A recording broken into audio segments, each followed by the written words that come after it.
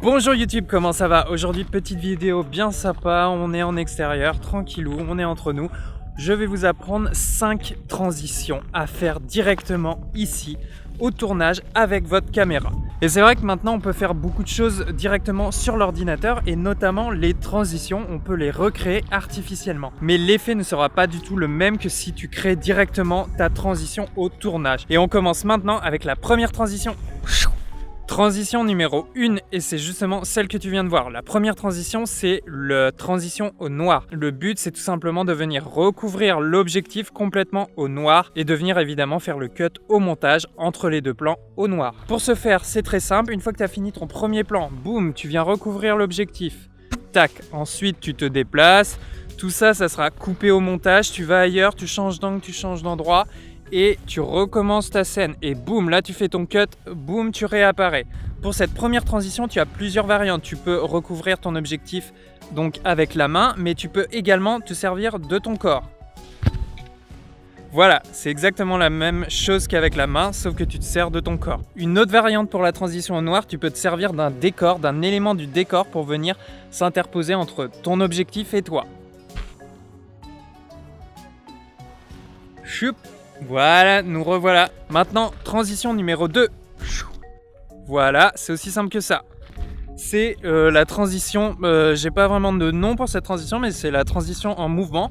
Le but, c'est tout simplement de pas noter droite-gauche ou gauche-droite, ou même haut-bas ou bas-haut, et tout simplement de par la vitesse créer un flou de mouvement. Donc c'est ça le but. Tu finis ton premier plan, je vais partir droite-gauche.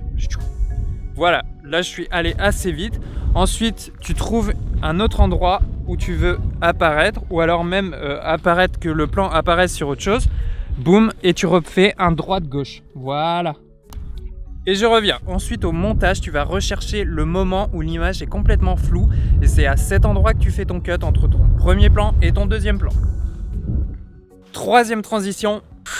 Voilà, c'est tout simplement créer un tremblement dans ton image avec ta caméra et au montage tu cutteras le moment où il y a le plus de flou entre les deux plans. Quatrième transition, la transition zoom. Je te montre tout de suite ce que ça fait. Voilà, et tu vois, tu peux également revenir en dézoom. C'est très simple, tu zoomes à fond.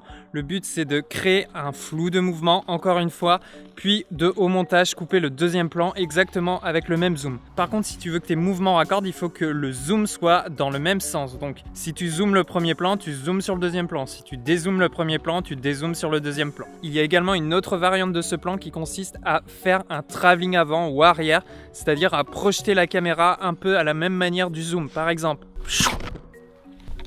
voilà, c'est des transitions qui fonctionnent encore mieux si tu crées de la perspective, de la profondeur dans ton image.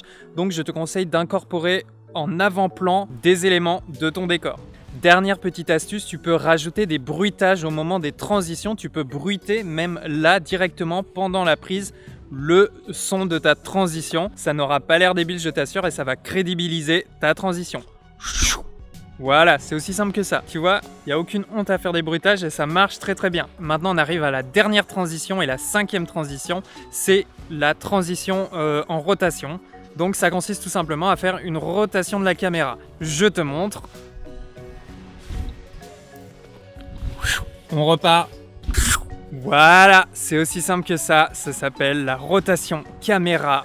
Voilà les amis, c'est tout pour cette vidéo, j'espère que ça vous a plu. N'hésitez pas à laisser un petit pouce vers le haut, à t'abonner à la chaîne si ce n'est pas encore fait. Et puis moi je vous dis à la prochaine. Ciao les artistes. Ah oui,